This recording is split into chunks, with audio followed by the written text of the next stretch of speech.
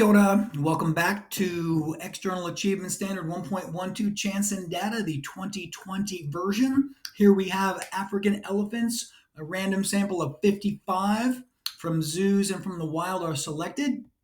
We've got a scatter graph showing foot size and waist size measured in centimeters, black squares from male, gray dots from female.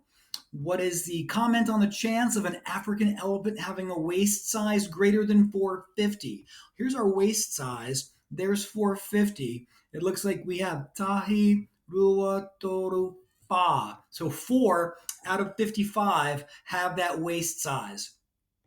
Now, we would want to say that 4 out of 55 have a waist size bigger than 450, 4 out of the 55, and that is small or unlikely because 4 out of 55 is certainly not very likely.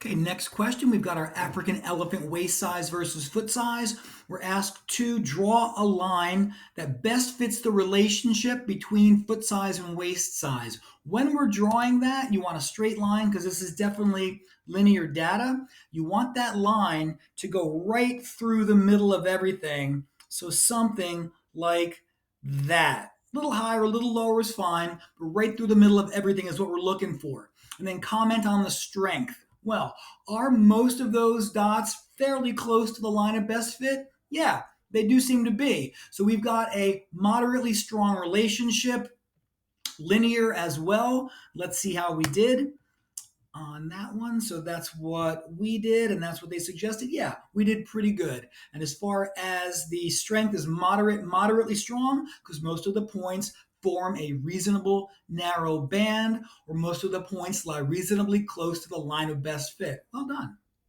All right, welcome back to our next question on the African elephants. Once again, the black squares are male and the gray circles are female. Describe and interpret at least 2 different features visible on the graph. For starters, we could say we've got linear trend as the data points do go mostly in a straight line. We have one unusual feature. This one is pretty far away from the rest. It's got a much smaller foot size than the other males and a much smaller waist. So we could probably suggest that would be a juvenile. Let's have a look at some other possible responses there. Most of them probably from adults except for that one. One interesting feature, waist size greater than the others, referencing to different confidence levels. Smaller feet sizes have a stronger relationship, a larger feet weaker, because we do see the data points fan out as we go. And lastly, it is a positive linear relationship. So as feet size increases, so does waist size. You want to get at least 2 of those identified and interpreted for merit, 1 feature for achieved. Okay, welcome back to our last part on the African elephant question. Diffeer believes that this scatter graph would be very useful to predict the waist size of all elephants based on their foot size. Use statistical reasoning, at least 3 different justified statements. Probably not the best idea to do it for all elephants. For starters, we only have a very, very small sample of the male elephants, and a sample size way, way too small. Some other possible answers.